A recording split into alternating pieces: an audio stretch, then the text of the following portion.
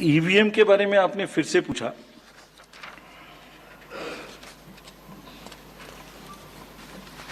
बहुत बार मैं बता चुका हूं आपको, थोड़ा समय लगेगा तो फिर से बता देता हूं।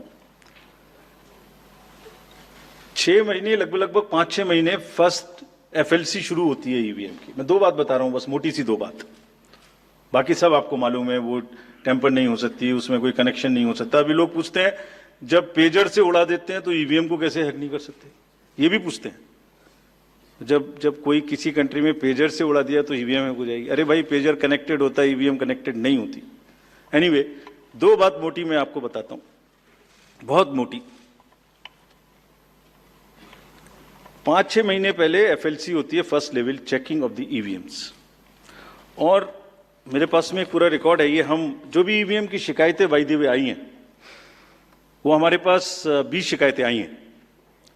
हर 20 शिकायत का हम इंडिविजुअल जवाब देंगे, फैक्ट बाय फैक्ट। तो इसमें कोई डाउट नहीं है। We will convey to each candidate to assure, this is our duty. Actually हमारी ड्यूटी है कि अगर कैंडिडेट ये पूछ रहे हैं कि आप बताइए, तो हम उन्हें बताएंगे, निश्चित रूप से बताएंगे, लिख के बताएंगे, पूरा डिटेल्ड बताएंगे और जल्दी ही बताएंगे। तो I am not going to individual cases, और उन सबको पब्लिश भी कर देंगे ताकि आप सबको भी पता लग जाए। But first level checking, randomization, second randomization, storage में रखना, स्टोरेज से बाहर निकालना, कमीशनिंग करना, कमीशनिंग के बाद वापिस स्टोरेज में रखना, फिर उसको पोलिंग डिस्पर्सल के दिन ले जाना, फिर उसको बूथ पे पहुंचाना, बूथ पे पूरा दिन वोटिंग कराना, फिर सील करना, फिर वापस स्टोरेज में रखना, फिर काउंटिंग के दिन निकालना, फिर पूरे दिन दिखाना। इसमें हर समय पर पॉलिटिकल पार्टी या उस कैंडिडेट या उसका एजेंट मौजूद रहते हैं। जब मशीन में कमीशनिंग होती है उस दिन उसमें बैटरी डाली जाती है। पहले आया था, पहले और बहुत सारी चीजें आई थी कि वो हैक हो सकती है, उसका वोट इधर डाला तो इधर जा सकता है, कुछ हो सकता है। ये पहली बार आया। अब हम ये भी सोच रहे हैं कि इससे अगला क्या आएगा, हम नहीं समझ पा रहे इससे अगला क्या आएगा, बट लगता है अगला भी कुछ आएगा, रुकेगा नहीं। मतलब कितनी बार। एनीवे, कमीशनिंग बहुत जरूरी है समझना। वोटिंग से करीब 5 या 6 दिन पहले कमीशनिंग होती है। 5-6 दिन पहले उस दिन मशीन में सिंबल पड़ते हैं। तो अब मशीन में अभी तक नई बैटरी उस दिन एक डाली जाती है,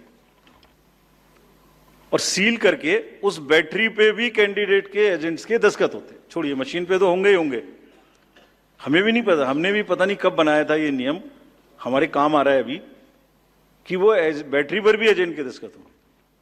और अब कमीशनिंग के बाद, क्योंकि 5 ही दिन बचे हैं और इसमें सिंबल लोड हो चुके हैं, ये उनके सामने में स्ट्रांग रूम में जाएगी, डबल लॉक लगेगा, 3 लेयर की सिक्योरिटी रहेगी, 3 लेयर की, जिसमें सीएपीएफ भी शामिल होगी, मस्ट है। ऑब्जर्वर होंगे। उसके बाद जब वो पोलिंग के डिस्ट्रीब्यूशन के दिन निकलेंगी, उस दिन फिर यही प्रोसेस होगा।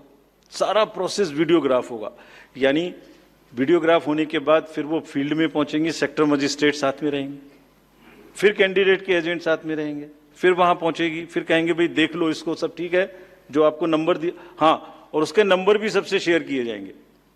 इस नंबर की मशीन इस बूथ पे जाएगी। फिर जब वो बूथ पे पहुंच गई तो कहें भाई मिला लो आप, उसी नंबर की है कि नहीं है, वोट भी डाल के देख लो 50 कि ठीक है कि नहीं है। किसी ने 50 डाले, किसी ने 20 डाले, किसी ने कहा नहीं हमें ठीक है, हम नहीं डालेंगे। किसी स्टेज में किसी बूथ पर 20 कैंडिडेट हैं, किसी पर 5 कैंडिडेट हैं, किसी पर 5 ने कम वोट डाले, किसी ने ज्यादा डाले, बैटरी उसी हिसाब से यूज। फिर पूरे दिन वोटिंग हुई, तब एक वोट का हिसाब रखा, फिर बंद हुआ। बंद होने के समय में एंड ऑफ क्लोज ऑफ पोल में फिर से दस्तखत कराए, फिर से हिसाब लगाया कितने वोट पड़े, फिर से फॉर्म 17C दिया। उसको कितना दिखाएंगे, कौन दिखाता है इतना, बताइए। कोई एक प्रोसेस कंपैरेटिव बताइए पूरी कंट्री में जहां पब्लिक डिस्क्लोजर, पार्टिसिपेशन इतना अधिक हो, कोई ये बताइए प्रोसेस। उसके बाद में बंद करने के बाद में उसको स्ट्रांग रूम में बंद किया, फिर काउंटिंग के समय निकाला तो एक बैरिकेटिंग लगाई, उस बैरिकेटिंग के बीच में से जाएंगे, इधर उधर से नहीं जाएंगे ताकि कोई मिक्सअप ना हो। अच्छा, मिक्सअप कैसे होगा, वो नंबर हमने आपको दिया हुआ है, जब काउंटिंग में पहुंचे तो फिर कहें भाई चेक कर लो, फिर 17C से चेक कर लो, round wise round this is happening and there is a provision for objecting to any of the issue relating to this at any stage, which has not happened. So हम individual जिसने वो बिल्कुल safe है, बिल्कुल robust है। अच्छा, और मैं बताता हूं आपको, आप पिछले 15-20 इलेक्शंस देख लीजिए, it is giving results after results differently. जहां मतलब ऐसा नहीं हो सकता कि जब पसंद का रिजल्ट ना आए तभी गलत है, ऐसा नहीं हो सकता।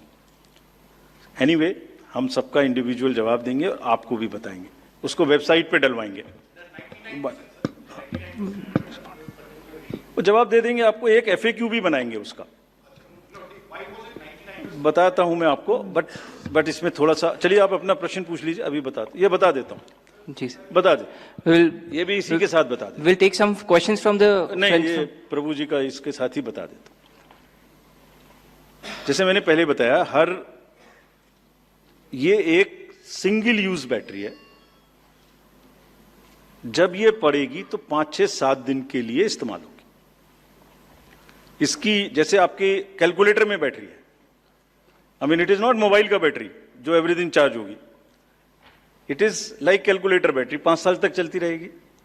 जब शुरू हुई तो मान लिया वो 100% थी, अब वो धीरे धीरे यूज डिसयूज, कितना एक्सटेंसिव यूज, कितना ग्राफ किया, सबसे यूज होती रहेगी 10 साल के बाद तक, 5 साल तक।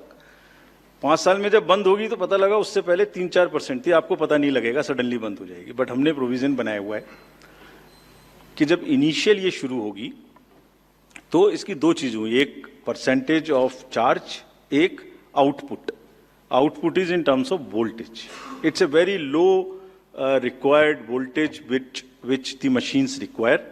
So anything between 7.4 to 8 volt is considered कि ये बिल्कुल परफेक्ट स्थिति में है और इसको आप डाल सकते हैं। तो it is initially marked as that yes it is okay, go ahead, 99% it is charged.